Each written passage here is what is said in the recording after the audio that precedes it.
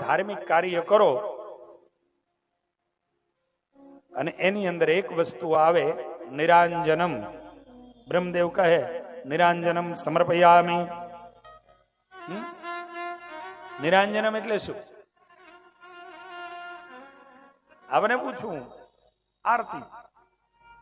આરતી નો અર્થ શું? આ રતિ રતિ